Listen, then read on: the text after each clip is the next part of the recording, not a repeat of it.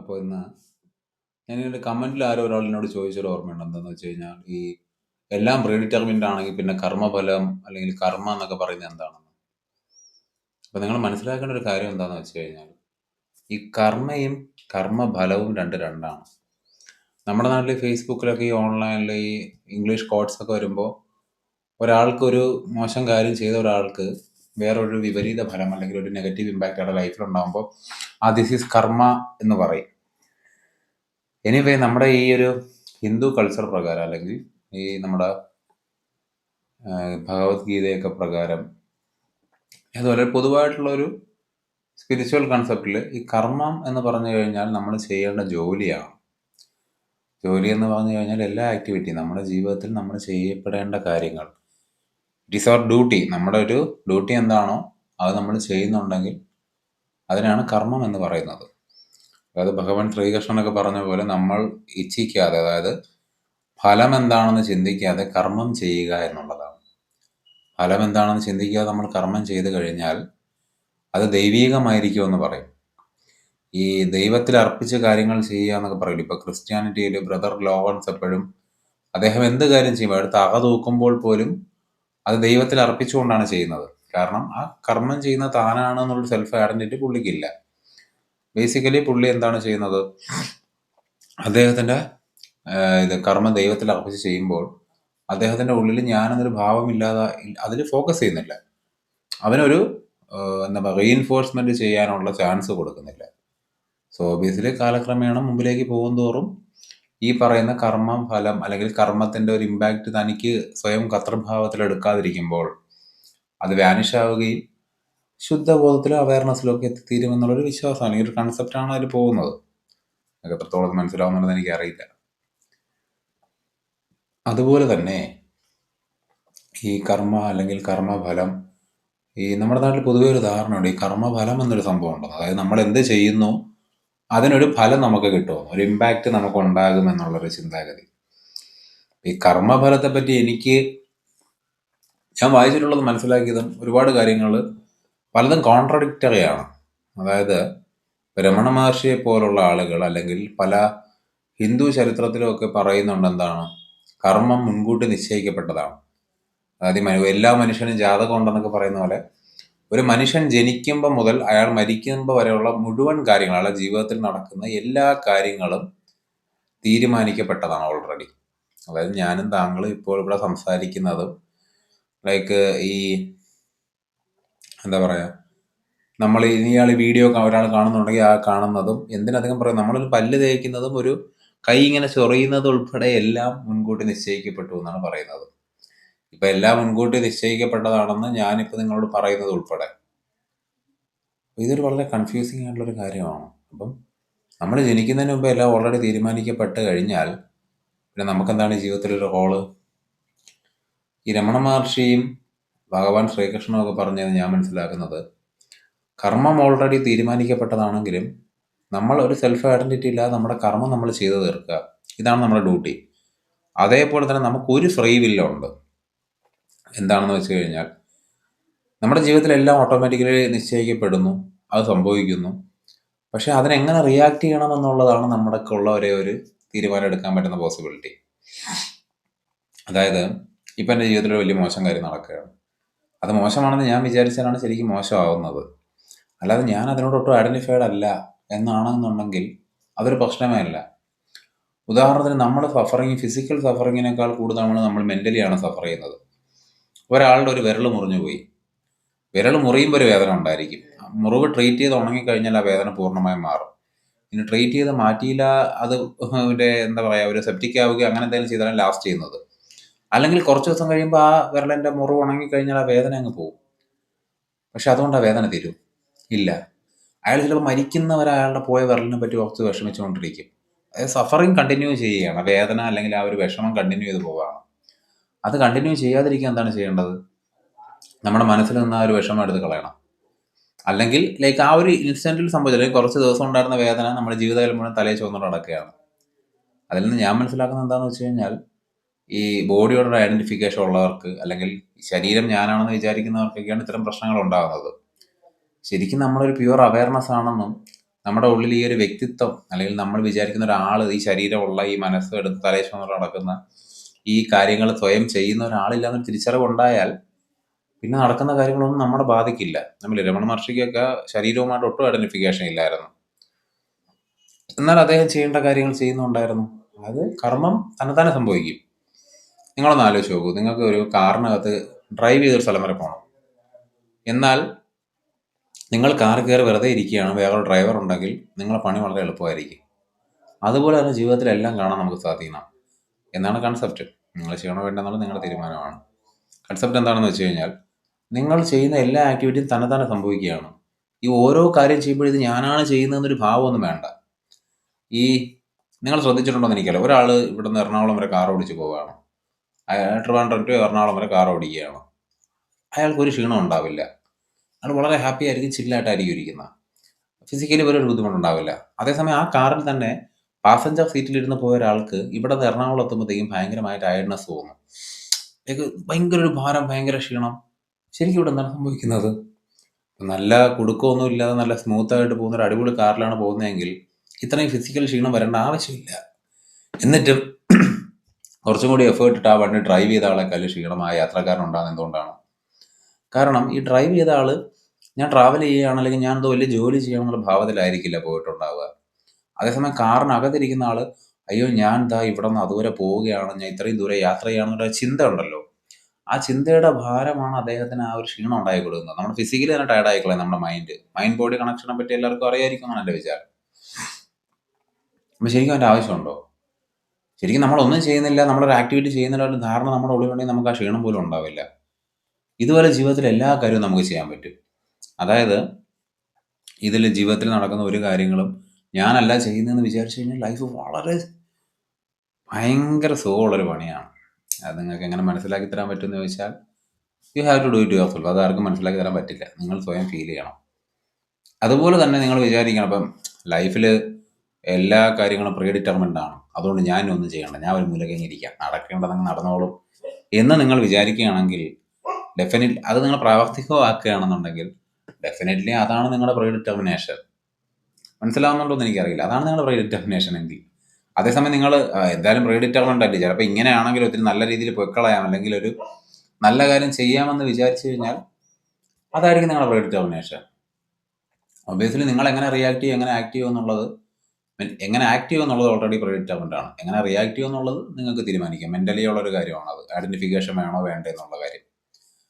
അതുപോലെ തന്നെ ഈ ഒരു സമയത്ത്, അതായത് നിങ്ങൾ ഈ വെറുതെ ഇരിക്കുന്നതിനെ പറ്റിയോ അല്ലെങ്കിൽ ഞാൻ കർമ്മം ചെയ്ത് ഇത്രയും ചിന്തിക്കേണ്ട കാര്യമൊന്നുമില്ല. ശരിക്കും പറഞ്ഞാൽ ഞാൻ മനസ്സിലാക്കി വെച്ചിട്ട് മനുഷ്യന് ചിന്തയുടെ ആവശ്യമേ ഇല്ല. Just act. അതായത് എഫേർട്ട്ലെസ് ആയിട്ട് സ്പോണ്ടേനിയസ് ആയിട്ട് ആക്ഷൻ സംഭവിച്ചുകൊണ്ടിരിക്കണം. ഇപ്പം ഞാൻ ഈ വീഡിയോ ചെയ്യാൻ വേണ്ടി ഇവിടെ വന്നിരുന്ന് ഈ ചെയ്യുമ്പോൾ ഞാനൊന്നും ചിന്തിക്കുന്നുണ്ടായിരുന്നില്ല. ഞാനവിടെ ചായ കുടിച്ചുകൊണ്ടിരിക്കുകയായിരുന്നു. ചായ കുടിച്ചു കഴിഞ്ഞ് ഞാൻ നേരെ എണീറ്റ് വന്ന് ട്രൈപോഡ് എടുത്ത് സെറ്റ് ചെയ്തു, ഫോൺ എടുത്ത് സെറ്റ് ചെയ്തു, ലൈറ്റ് ഓൺ ആക്കി വന്നിരുന്നു വീഡിയോ എടുക്കുകയാണ്. ഈ വീഡിയോ ചെയ്യണോ, ഞാനിതിൻ്റെ കർമ്മമാണോ, പ്രിഡിറ്റർമിൻഡ് ആണോ, അല്ലെങ്കിൽ ഈ വീഡിയോ ക്ലിക്കാകുമോ, വീഡിയോ ഓടുമോ, ഇത് എടുക്കാൻ പറ്റും, ഇതൊന്നും ഞാൻ ചിന്തിച്ചിട്ടേ ഉണ്ടായിരുന്നില്ല. അതൊക്കെ ഞാൻ ചിന്തിച്ചിരുന്നെങ്കിൽ ഞാൻ എൻ്റെ ജീവിതത്തിൽ അങ്ങനെ ചിന്തിച്ചിരുന്ന ഒരു സമയം തന്നെ ഉണ്ടായിരുന്നു പല കാര്യത്തിലും. അങ്ങനെ ചിന്തിച്ച സമയത്തൊന്നും എനിക്കൊരു കാര്യവും ചെയ്യാൻ പറ്റിയിട്ടില്ല, ഞാൻ ചെയ്തിട്ടുമില്ല. ഇപ്പം ഞാൻ ചിന്തിക്കാത്തത് കൊണ്ടാണ് എനിക്കിതൊക്കെ ചെയ്യാൻ പറ്റുന്നതെന്നാണ് ഞാൻ വിചാരിക്കുന്നത്.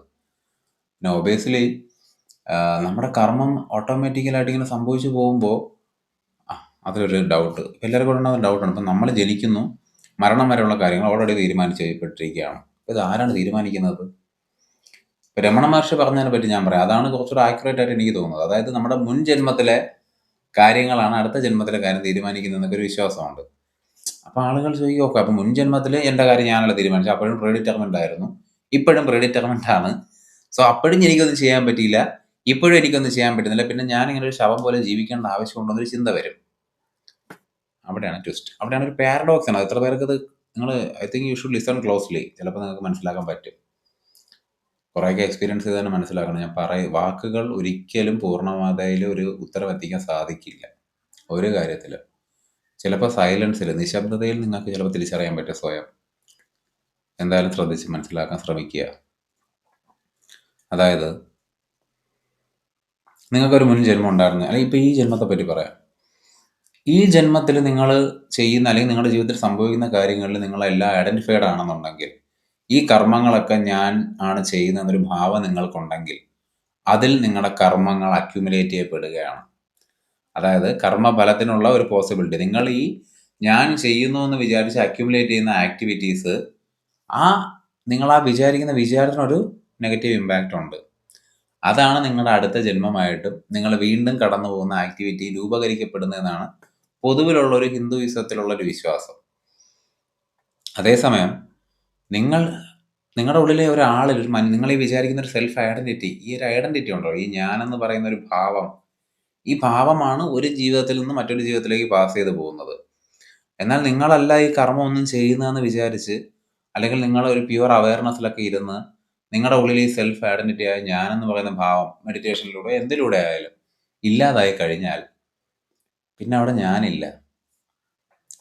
പിന്നെ അതുകൊണ്ട് തന്നെ ഈ കർമ്മം റിപ്പീറ്റ് ചെയ്യപ്പെടില്ല, അടുത്തൊരു ജന്മവും നിങ്ങൾക്കുണ്ടാവില്ല.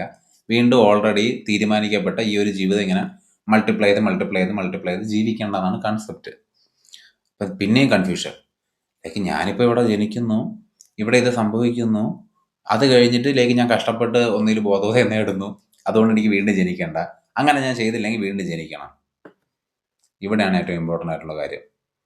ബേസിക്കലി ഈ മെഡിറ്റേഷൻ അല്ലെങ്കിൽ യോഗ, ധ്യാനം, self identification, self realization, self enlightenment, self actualization, ഇത്തരം കാര്യങ്ങളും ഇത്തരം ആക്ടിവിറ്റീസും ഒക്കെ ഒരു ട്രൂത്തിൻ്റെ എക്സിസ്റ്റൻസിലേക്ക് ബ്ലൂം ചെയ്യാൻ വേണ്ടിയിട്ടാണ് നമ്മൾ ചെയ്യുന്നത്. ആ ട്രൂത്ത് എന്താണ്? അതായത് ഇപ്പോഴും പിന്നീടും മുൻപും ഈ നമ്മുടെ ഉള്ളിലെയും നമ്മൾ വിചാരിക്കുന്ന ഞാനെന്ന് പറയുന്ന ഒരാൾ ശരിക്കും ഇല്ല. അതായത് നമ്മുടെ ഉള്ളിൽ ഞാനെന്ന് പറയുന്ന ഭാവം, അതായത് എൻ്റെ പേര് ഇതാണ്, ഞാൻ ഇന്ന സ്ഥലത്ത് ജനിച്ചു, ഇന്ന ആളാണ് ഞാൻ, ഈ കാര്യം ചെയ്യുന്ന ഞാനാണ്, ഇപ്പം നിങ്ങളോട് സംസാരിക്കുന്ന ഞാനാണ്, അത് കേൾക്കുന്ന നിങ്ങളാണ്, ഇങ്ങനെയുള്ള ഈ ഒരു ഐഡന്റിറ്റി എന്ന ഈ ഒരു മനസ്സിനകത്തുള്ള ഈ സെൽഫ് ഇമേജ്, ഇത് ശരിക്കും ഒരു ഇല്യൂഷനാണ്. അതായത് അങ്ങനെ ഒരു സാധനം ഇല്ല. കേൾക്കുമ്പോൾ വളരെ പാരഡോക്സിക്കലായിട്ട് സ്റ്റുപ്പിഡായിട്ടും തോന്നുമായിരിക്കും ചില ആൾക്കാർക്ക്. മേ ബി ഇതാണ് കൺസെപ്റ്റ്, ഇതാണ് എന്തായാലും. അപ്പം ഇങ്ങനെ ഒരാളില്ല. അപ്പം ഇങ്ങനെ ഒരാളില്ലാത്തപ്പോൾ എന്താണ് അതിൻ്റെ പോസിബിലിറ്റി? അതായത് കഴിഞ്ഞ ജന്മവും അടുത്ത ജന്മവും ഈ ജന്മത്തിലും അങ്ങനെ ഒരാളില്ല. അപ്പം അങ്ങനെ ഒരാളുണ്ടെന്നൊരു ചിന്ത വരുന്നു, അത് റൈസ് ചെയ്യുന്നു, ഒരു ഈഗോ റൈസ് ചെയ്യുന്നു. അതില്ലാതെ ആ ഈഗോ റൈസ് ചെയ്ത ഈഗോ സ്വയം ഫൈറ്റ് ചെയ്യുന്നു. അത് ഫൈറ്റിങ് നിർത്തുന്ന ആ ഒരു മൊമെന്റിൽ അത് തന്നെത്താനെ അങ്ങ് പോകുന്നു. ഇവിടെ എല്ലാം ഈ സംഭവിക്കുന്ന കാര്യങ്ങളെല്ലാം ഇങ്ങനെ സംഭവിച്ചുകൊണ്ടേയിരിക്കുകയാണ്. അതായത് ഞാൻ പറഞ്ഞില്ലേ, രാമായണമൊക്കെ റിപ്പീറ്റ് ചെയ്ത് സംഭവിച്ചതായിട്ട് പറയപ്പെടുന്നുണ്ട്. മഹാഭാരതം 16 തവണ കക്കാബുഷുണ്ടി കണ്ടതായിട്ട് പറയപ്പെടുന്നുണ്ട് പുരാണങ്ങളിൽ. അതുപോലെ ഇങ്ങനെ സംഭവങ്ങൾ ഇങ്ങനെ സംഭവിച്ചുകൊണ്ടിരിക്കുന്നത്, ഹാപ്പനിങ്സ്. അതായത് കോൺഷ്യസ്നെസ് എന്ന് പറയുന്ന ഒരു സാധനം, അല്ലെങ്കിൽ എന്താ പറയുക, ഈ ശുദ്ധബോധത്തിലൊരു ഡാൻസ് നടക്കുക, ശിവന്റെ താണ്ഡവം എന്നൊക്കെ പറയുന്ന പോലെ ഒരു ഗെയിം അല്ലെങ്കിൽ ഒരു ഭംഗിയുള്ള നൃത്തം ഇവിടെ ഇങ്ങനെ സംഭവിക്കുകയാണ്. ഒരു പ്ലേ അല്ലെങ്കിൽ ഒരു നാടകം നടക്കുന്ന പോലെ, അല്ലെങ്കിൽ ടി വിയിൽ ഒരു സിനിമ സംഭവിക്കുന്ന പോലെ ഈ സിനിമ ഇങ്ങനെ സംഭവിച്ചുകൊണ്ടിരിക്കും. നമ്മുടെ ഉള്ളിൽ ഈ സെൽഫ് ഐഡന്റിറ്റി ഉണ്ടെങ്കിലും സെൽഫ് ഐഡന്റിറ്റി ഇല്ലെങ്കിലും സിനിമ ഇവിടെ സംഭവിക്കും, അല്ലെങ്കിൽ ഈ ഒരു പ്രോസസ്സ് സംഭവിച്ചുകൊണ്ടിരിക്കും. ഈ സെൽഫ് ഐഡന്റിറ്റിയിൽ നമ്മൾ കടിച്ചു തൂങ്ങി കിടക്കുമ്പോൾ ഈ സിനിമയിൽ സംഭവിക്കുന്ന കാര്യങ്ങളൊക്കെ നമ്മളെ ബാധിക്കുന്നതായിട്ട് നമുക്ക് തോന്നും. നിങ്ങൾ തന്നെ ആലോചിച്ച് നോക്കുക, നിങ്ങളുടെ വീട്ടിലെ ടി വിയിൽ ഒരു സിനിമ നടന്നുകൊണ്ടിരിക്കുകയാണ്. നിങ്ങളത് ശ്രദ്ധിക്കാതിരുന്നു കഴിഞ്ഞാൽ ആ സിനിമ അവിടെ നടക്കും, നിങ്ങളുടെ ജീവിതത്തിൽ യാതൊന്നും സംഭവിക്കില്ല. എന്നാൽ ആ സിനിമയിൽ നിങ്ങൾ ഭയങ്കര ഇൻവോൾവായി കണക്റ്റഡ് ആയിരുന്നാൽ ആ സിനിമയിൽ ഒരു മോശം അല്ലെങ്കിൽ ഒരു ഇമോഷണൽ സീൻ ഉണ്ടാകുമ്പോൾ നിങ്ങൾക്ക് വിഷമം ഉണ്ടാകും. ചിലപ്പോൾ ഒരു സെന്റിമെന്റ് സീൻ ഉണ്ടാകുമ്പോൾ നിങ്ങൾക്ക് അല്ല ഒരു വയലൻസ് സീൻ ഉണ്ടാകുമ്പോൾ നിങ്ങൾക്ക് ദേഷ്യം വരുമായിരിക്കാം. അങ്ങനെ പല കാര്യങ്ങളും സംഭവിക്കും. ഫോർ എക്സാമ്പിൾ, ഇപ്പോൾ ആ സിനിമയിൽ നിങ്ങൾക്ക് ഇഷ്ടപ്പെട്ട ഒരു രാഷ്ട്രീയ പാർട്ടിയോ ഒരു ദൈവത്തിനെയോ അല്ലെങ്കിൽ ഒരു എന്താ പറയുക, നിങ്ങൾക്ക് പരിചയമുള്ള ഒരു വ്യക്തിയോ കളിയാക്കുന്ന പോലത്തെ ഒരു സിമിലർ സീന് വന്നു കഴിഞ്ഞാൽ നിങ്ങളെ പേഴ്സണലി ഭയങ്കര ഡിസ്റ്റർബ് ചെയ്യും. എന്തുകൊണ്ടാണ് സംഭവിക്കുന്നത്? ഐഡന്റിഫിക്കേഷൻ കൊണ്ട്, നിങ്ങൾ അതിൽ ഐഡന്റിഫൈ ചെയ്യുന്നതുകൊണ്ടാണ് സംഭവിക്കുന്നത്. അതേസമയം അവിടെ നടക്കുന്ന സിനിമയെ നിങ്ങൾ ഒരു തരത്തിലും അതിൽ ഇൻവോൾവ് ആവാതെ ചുമ്മാ ഒന്ന് ശ്രദ്ധിച്ചാൽ അതങ്ങ് പോകും. നിങ്ങൾക്കൊരു നഷ്ടം ഉണ്ടാവില്ല. നിങ്ങളവിടെ വേറൊരു കാര്യം ചെയ്തുകൊണ്ടിരിക്കുകയാണെങ്കിൽ സിനിമ അവിടെ നടന്നുകൊണ്ടിരിക്കും. പക്ഷെ അവിടെ സിനിമ നടക്കുന്നുണ്ടെന്ന് നിങ്ങൾക്ക് നിങ്ങളുടെ സെൻസുകളൊക്കെ വർക്ക് ചെയ്യുന്നുണ്ടെങ്കിൽ നിങ്ങൾ കേൾക്കുന്നുണ്ടായിരിക്കാം, പക്ഷെ അത് നിങ്ങൾ ഒരു തരത്തിലും ബോധറിയില്ല. അതുപോലെ തന്നെ ഈ ജീവിതത്തിൽ നടന്നുകൊണ്ടിരിക്കുന്ന ഈ ഒരു പ്ലേ അല്ലെങ്കിൽ ഈ ഒരു ഗെയിം എന്ന് പറയുന്ന കാര്യം നിങ്ങൾ ഒരു തരത്തിലും ബോധർ ചെയ്യേണ്ട ആവശ്യമില്ല. നിങ്ങൾക്ക് വേണമെങ്കിൽ നിങ്ങളുടെ സെൽഫ് ഐഡന്റിറ്റി ഉണ്ടാകും, ഇത് ഇങ്ങനെയാണ്, അത് അങ്ങനെയാണ്, ഞാൻ ഇങ്ങനെ ചെയ്തു, എനിക്ക് അത് സംഭവിച്ചു, ഇത് സംഭവിച്ചു, മറ്റവരിങ്ങനെ ചെയ്തു, അവരിങ്ങനെ ചെയ്തു എന്ന് ചിന്തിച്ച് നിങ്ങൾക്ക് സ്വയം ഡിസ്റ്റർബ്ഡ് ആവാം.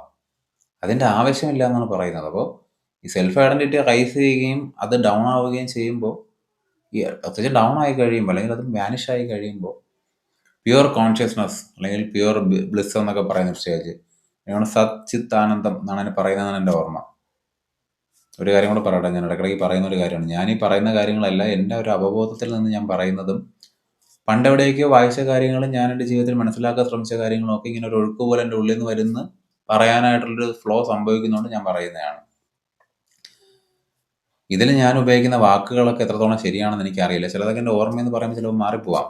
കാരണം ഒബ്വിയസ്ലി ഞാൻ ഇപ്പോൾ പറഞ്ഞ പോലെ തന്നെത്താനെ സംഭവിക്കുന്ന ഒരു പ്രോസസ്സാണ്. അതുകൊണ്ട് തന്നെ ഇതിലെന്തെങ്കിലും മിസ്റ്റേക്ക് ഉണ്ടായാൽ നിങ്ങൾ എന്നോട് ക്ഷമിക്കുക. പക്ഷെ ഞാൻ ഈ പറയുന്ന ഒരു ബേസിക് കൺസെപ്റ്റ് അല്ലെങ്കിൽ ഇവിടെ സംഭവിക്കുന്നതായിട്ട് പറയുന്ന പല കാര്യങ്ങൾ അല്ലെങ്കിൽ കോൺഷ്യസ്നെസ്സിലോട്ട് ധ്യാനവുമായിട്ട് റിലേറ്റ് ചെയ്ത് പറയുന്ന കാര്യങ്ങൾ എൻ്റെ അനുഭവത്തിൽ നിന്ന് ഞാൻ പറയുന്നതാണ്. വാക്കുകൾ മാറിയാലും കഥകളിൽ മിസ്റ്റേക്ക് ഉണ്ടായാലും കൺവേ ചെയ്യുന്ന മെസ്സേജിലോ ഫീലിങ്സിലോ ഒരു വ്യത്യാസമില്ല. അത് നിങ്ങൾക്ക് ഗ്രാസ്പ് ചെയ്യാൻ പറ്റിയാൽ കൊള്ളാം.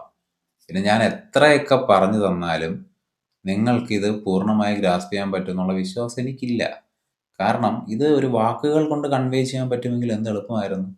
എങ്കിൽ ഈ അമ്പലത്തിലും പള്ളികളിലും അറ്റ്ലീസ്റ്റ് രമണ മഹർഷിയെ പോലുള്ള മഹത്തായ ശുദ്ധബോധത്തെ അറിഞ്ഞ ആളുകളുടെ മുമ്പിൽ ഇരുന്നവർക്കൊക്കെ ഒരു വാക്കുകൊണ്ട് ഇത് മനസ്സിലാവണ്ടേ. കാരണം രമണ മഹർഷിയുടെ അടുത്തുനിന്ന് ഒരു ജ്ഞാനോദയം കിട്ടിയതായിട്ട് ഒരുപാട് ആൾക്കാരെ പറയപ്പെടുന്നുണ്ട്. എന്നിരുന്നാലും രമണ മഹർഷിയുടെ അടുത്ത് ലക്ഷക്കണക്കിന് ആൾക്കാർ വന്നിട്ടുണ്ട്. അതിലെല്ലാവരും ജ്ഞാനോദയം നേടിയവരാണ്. കൂടിപ്പോയ 1000 പേരുണ്ടെന്ന് എനിക്ക് തോന്നുന്നില്ല. എൻ്റെ അകലെ ഒരു 10 പേരെ കണ്ടേ ഉള്ളൂ. അല്ലെങ്കിൽ പോട്ടെ, അത് 1000 പേര് തന്നെ വെച്ചോ. എന്നാലും ബാക്കിയുള്ള ലക്ഷക്കണക്കിന് ആൾക്കാർക്ക് എന്ത് സംഭവിച്ചു?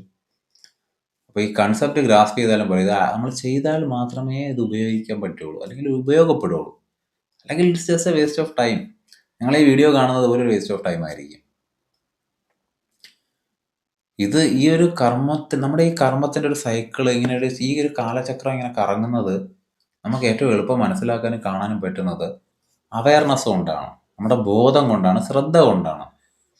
നിങ്ങൾ ജീവിതത്തിൽ ചെയ്യുന്ന ഏതൊരു ആക്ടിവിറ്റിയിലും ശ്രദ്ധ കേന്ദ്രീകരിച്ചു കഴിഞ്ഞാൽ ഭയങ്കരമായൊരു എനർജി വർക്കാവും എന്നാണ് ഈ ഓഷോയൊക്കെ പറയുന്നത്.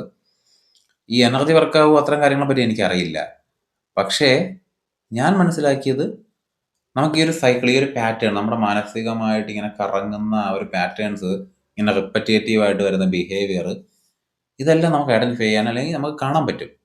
കണ്ടു കഴിഞ്ഞത് മാറ്റാൻ ശ്രമിക്കണ്ട, അതിങ്ങനെ ആക്കാൻ ശ്രമിക്കണ്ട, അതിനെ ജഡ്ജി അയ്യോ ഇങ്ങനെ സംഭവിച്ചു പോയി, അങ്ങനെ സംഭവിച്ചു പോയി എന്നൊന്നും വിചാരിക്കണ്ട. വെറുതെ കണ്ടാൽ മതി. ലൈക്ക് ഐ സെഡ്, ഇതൊരു സിനിമയായിട്ട് കാണുക ജീവിതത്തെ, അല്ലെങ്കിൽ ഈ ഒരു സംഭവിക്കുന്ന ഒരു ഗെയിമായിട്ട്, ഒരു പ്ലേ ആയിട്ട്, അല്ലെങ്കിൽ ഒരു നാടകമായിട്ട് കാണുക. അത് കണ്ടാൽ മതി. നിങ്ങളിപ്പോൾ ഒരു ഉത്സവപ്പറമ്പിലിരുന്ന് ഒരു നാടകം കണ്ടുകൊണ്ടിരിക്കുകയാണെങ്കിൽ ആ സ്റ്റേജിൽ നടന്നുകൊണ്ടിരിക്കുന്ന നാടകത്തെ നിയന്ത്രിക്കാനോ കൺട്രോൾ ചെയ്യാനോ നിങ്ങൾ ശ്രമിക്കുമോ? യു ജസ്റ്റ് സീ ഇറ്റ്, അല്ലേ? ചിലപ്പോൾ ഞാൻ പറഞ്ഞ പോലെ നിങ്ങൾ ഭയങ്കര ഇൻവോൾവ് ആണെങ്കിൽ നിങ്ങൾക്ക് ചിലപ്പോൾ ചില ഇമോഷണൽ വ്യതിയാനങ്ങളൊക്കെ ഉണ്ടാവും. അതായത് ചിലപ്പോൾ ഒരു സെൻറ്റിമെൻറ്റ് സീൻ വരുമ്പോൾ വിഷമം ഉണ്ടാവും, ഒരു മാസ് സീൻ വരുമ്പോൾ രോമാഞ്ചം ഉണ്ടാവും. അങ്ങനെ വന്നോട്ടെ, വന്ന് പൊക്കോട്ടെ. എന്നിരുന്നാലും ഈ നടക്കുന്ന നാടകമാണെന്നൊരു ബോധ്യം നമ്മൾക്ക് അപ്പോഴും ഉണ്ടേ. അത് നമ്മുടെ നോർമൽ ലൈഫിലും കൊണ്ടുവന്നാൽ മതി. ഇവിടെ ഇപ്പം ഞാൻ പറഞ്ഞില്ലേ, ഞാൻ ഈ ആങ്ഷ്യസ് ആയിട്ടുള്ള ഒരാളാണ്, അല്ലെങ്കിൽ എൻ്റെ ജീവിതത്തിൽ ഒരുപാട് മോശം സാഹചര്യങ്ങളും സംഭവങ്ങളും ഉണ്ടായിട്ടുണ്ട്. ഇനിയും ഉണ്ടാവുമായിരിക്കാം, ഇനിയും മോശം കാര്യങ്ങളുണ്ടാവും, ഇനിയും നല്ല കാര്യങ്ങൾ സംഭവിക്കും. നല്ല കാര്യം സംഭവിക്കുമ്പോൾ ഓട്ടോമാറ്റിക്കലി എനിക്ക് സന്തോഷം ഉണ്ടാവും, മോശം കാര്യം സംഭവിക്കുമ്പോൾ എനിക്ക് ഓട്ടോമാറ്റിക്കലി സങ്കടം ഉണ്ടാവാം. പക്ഷെ ഇതിനൊക്കെ ഞാനെന്തോ ഇതിനെങ്ങനെ കൺട്രോൾ ചെയ്യാൻ, ഇങ്ങനെ പിടിച്ച് വലിക്കാൻ ശ്രമിക്കുമ്പോഴാണ് ഈ പ്രശ്നം ഉണ്ടാവുക. ജസ്റ്റ് കാണുക, ഒബ്സർവ് ചെയ്യുക, ലെറ്റ് ഇറ്റ് പാസ്. അതായത് at the end of the day ഈ നാടകത്തിനൊരു തുടക്കവും ഒരു അവസാനവും ഉണ്ടെന്ന് ഞാൻ വിശ്വസിക്കുന്നു. അതേസമയം എന്താണ് അവിടെ നാടകത്തിൻ്റെ ഒരു ഉദാഹരണം വെച്ച് ഞാൻ പറയാം. ഈ നാടകം തുടങ്ങുന്നു, അവസാനിക്കുന്നു. പക്ഷേ ഇത് കണ്ട നിങ്ങൾക്കൊരു അവസാനമില്ല. ഇവിടെ കണ്ടത് നിങ്ങളുടെ ഉള്ളിലെ വ്യക്തിത്വമല്ല, ആ ഒരു അവയർനെസ് ആണ്, ആ ഒരു ബോധമുണ്ട് നിങ്ങൾക്ക് ഇതൊരു നാടകമാണെന്നുള്ളത്. ആ ബോധമുള്ളത് കൊണ്ടാണ് ഇതിൻ്റെ തുടക്കവും അവസാനം നിങ്ങൾക്ക് കാണാൻ പറ്റുന്നത്. അതേസമയം ഈ ബോധം എങ്ങനെ എക്സിസ്റ്റ് ചെയ്യാണ് ഇവിടെ?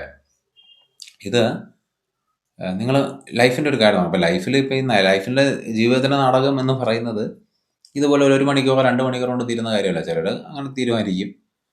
ഒരു 50 വയസ്സ് വരെ ജീവിക്കുന്ന ഒരാളുടെ കാര്യം നമുക്ക് പറയാം. അയാളുടെ ജീവിതത്തിൽ ഈ നാടകം ഇങ്ങനെ ലെങ്തിൽ പോവാണ്. അപ്പോൾ എന്താണ് സംഭവിക്കുന്നത്? അപ്പോൾ ഈ മനുഷ്യൻ്റെ ഈ ഇത്രയും വർഷത്തെ എക്സ്പീരിയൻസ് ഈ ഒരു നാടകത്തിന്, നിങ്ങൾക്കത് കണക്റ്റ് ആവുന്നുണ്ടോയെന്ന് എനിക്കറിയില്ല. ഈ ഒരു ലൈഫ് ഇങ്ങനെ ഒരു 50 വർഷമുള്ള ഒരു നാടകമായിട്ട് കണക്കാക്കുക. ഇതിന് തുടക്കവും ഇതിനൊരു എൻഡിങ്ങും ഉണ്ട്. അപ്പോൾ ഇത് കാണുന്ന ഒരു അവയർനെസ് നമ്മുടെ ഉള്ളിൽ, ഒരു ബോധം നമുക്കുണ്ട്. അപ്പം നമ്മൾ മരിച്ചു പോവുകയാണ്, അല്ലെങ്കിൽ ഈ ശരീരം നശിച്ചു പോവുകയാണ്. കോൺഷ്യസ്നസ്, നമ്മുടെ ആ ഒരു സെൽഫ് ഐഡൻറ്റിറ്റി ഇല്ലാതാവുകയാണ്. സെൽഫ് ഐഡൻറ്റിറ്റി ഉള്ള ആൾക്കാർ വീണ്ടും ജനിക്കും, അല്ലെങ്കിൽ വീണ്ടും ഒരു പ്ലേയിൽ പോകും എന്നൊക്കെ പറയുന്നു. അങ്ങനെ സംഭവിച്ചില്ലാത്തൊരു, അല്ലെങ്കിൽ സെൽഫ് ഐഡൻറ്റിറ്റി ഇല്ലാതാക്കിയ ഒരാളെ പറ്റി നിങ്ങൾ ചിന്തിക്കുക, എന്താണ് സംഭവിക്കുന്നത്?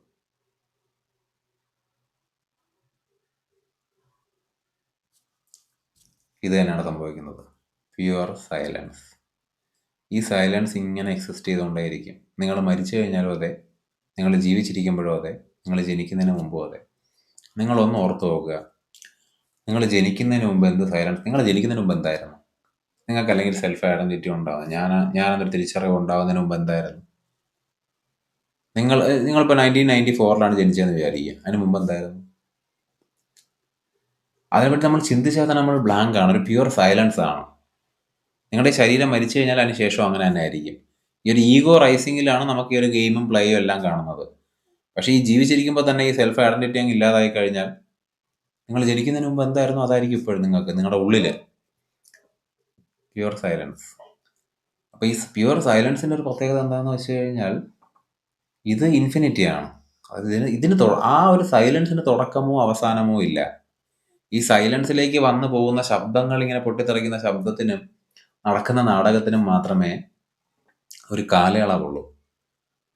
നിശബ്ദമായ ഏകമായ സൈലൻസിന് ഒരു തുടക്കമോ അവസാനമോ ഇല്ല. വാവ്. ഞാനിപ്പോൾ നിങ്ങളുടെ ഈ പറഞ്ഞ കാര്യം എനിക്ക് തന്നെ ഒരു തിരിച്ചറിവാണ്. ഞാനിപ്പോൾ ഇത് പറഞ്ഞപ്പോഴാണ് ഞാനും അത് മനസ്സിലാക്കുന്നത്. കൊള്ളാം. I think it is true. Anyway, concept നിങ്ങൾക്ക് മനസ്സിലായി കാണുമെന്ന് ഞാൻ വിശ്വസിക്കുന്നു. പിന്നെ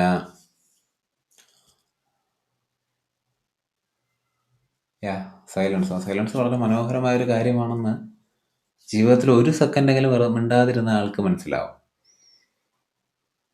നമ്മുടെ വാഗൊണ്ടുണ്ടാക്കുന്ന ശബ്ദത്തിലോ അല്ലെങ്കിൽ ഇപ്പോൾ ചുറ്റും കേൾക്കുന്ന സൗണ്ടിലോ നിന്ന് നമ്മൾ നിർത്തുമ്പോൾ ഉണ്ടാകുന്ന സൈലൻസിനെ പറ്റിയല്ല ഇവിടെ പറയുന്നതെന്ന് നിങ്ങൾ മനസ്സിലാക്കിയെന്ന് ഞാൻ വിചാരിക്കുന്നു. നമ്മുടെ ഉള്ളിലുണ്ടാകും, നമ്മുടെ മനസ്സ് പ്യൂറായിട്ട് ഇരിക്കുമ്പോൾ, ഒരു മൂവ്മെൻറ്റ് മനസ്സിൽ നിന്ന് ഉണ്ടാവാതിരിക്കുമ്പോൾ ഉണ്ടാകുന്ന ഒരു സൈലൻസ് ഇല്ലേ, ആ ഒരു സൈലൻസിനെ പറ്റിയാണ് പറയുന്നത്. ആ ഒരു സൈലൻസ് നിങ്ങൾ ആലോചിച്ച് നോക്കൂ. ആ ഒരു സൈലൻസിൽ നിങ്ങളുടെ ജീവിതത്തിൽ ഒരു പ്രശ്നവും എക്സിസ്റ്റ് ചെയ്യില്ല. അതായത് ഇപ്പോൾ എന്താ പറയുക, ഈ നല്ല മനോഹരമായ ഒരു സൈലൻസ് ഇങ്ങനെ എക്സിസ്റ്റ് ചെയ്യുമ്പോൾ ആ ഒരു ശരിക്കും പറഞ്ഞാൽ ഈ സൈലൻസ് പ്യുവർലി മൈൻഡ് ഒരു പ്യുവർ ബ്ലിസ്സിൽ അല്ലെങ്കിൽ പ്യുവർ അവയർനെസ്സിൽ ഇങ്ങനെ നിൽക്കുമ്പോൾ, പ്യുവർ കോൺഷ്യസ്നെസ്സിൽ, പ്യുവർ ബോധത്തിൽ നിൽക്കുമ്പോൾ ശരിക്കും നമ്മുടെ ചുറ്റും ഈ ലോകം തന്നെ എക്സിസ്റ്റ് ചെയ്യുന്നത് നമുക്ക് ഫീൽ ചെയ്യാൻ പറ്റും. എന്നുവെച്ചാൽ ലോകം തന്നെ എക്സിസ്റ്റ് ചെയ്യുന്നത് ഫീൽ ചെയ്യാൻ പറ്റുമെന്ന് വെച്ച് കഴിഞ്ഞാൽ അത് നമ്മുടെ അവയർനെസ്സിൻ്റെ ഒരു പാർട്ടായിട്ട് ഫീൽ ചെയ്യാൻ പറ്റും. ഇവിടെ നിന്നൊരു സെപ്പറേഷൻ ഇല്ല എന്ന് മാത്രം അത് മനസ്സിലാക്കുന്ന പോലെ തന്നെ ഇവിടെ ഒരു തരത്തിലുള്ള ആക്ടിവിറ്റിയും ഇല്ല എന്ന് നമുക്ക് മനസ്സിലാക്കാൻ പറ്റും.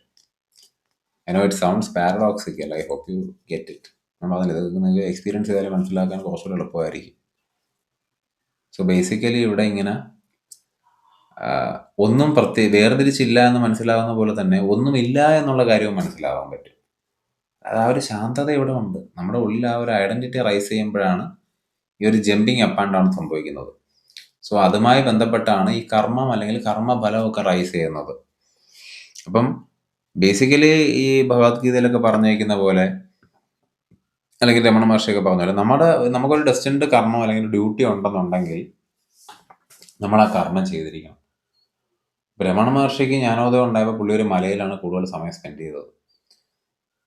എന്ന് വെച്ച് ജ്ഞാനോദയം അല്ലെങ്കിൽ ബോധോദയം ഉണ്ടായി സെൽഫ് ഐഡൻറ്റിറ്റി ഇല്ലാതെ ആയ ആളുകളെല്ലാവരും മലയിലോ കാട്ടിലോ ഗുഹയിലോ കുന്നിലോ ചാലിൻ്റെ അവിടെയൊക്കെ പോയി ഇരുന്ന ഒരാളല്ല. അവരെന്താണ് ചെയ്യുന്നത്? അവരുടെ കർമ്മം ചെയ്യും. കാരണം അവരുടെ ഉള്ളിൽ അവർ അത് ചെയ്യുന്നത് ഞാനാണെന്നൊരു ഭാവമില്ല. കാരണം അവരുടെ ഉള്ളിലൊരു ഐഡൻറ്റിറ്റിയോ ഈഗോയോ ഇല്ല. പക്ഷെ ആക്ടിവിറ്റി ഇവിടെ സംഭവിക്കും, ഓട്ടോമാറ്റിക്കലി സംഭവിച്ചുകൊണ്ടേയിരിക്കും. പക്ഷെ അവർ വളരെ ശാന്തതയോടുകൂടി പ്യുവറായി ഹാപ്പിയായി എക്സിസ്റ്റ് ചെയ്യും. I hope you get it. Thank you.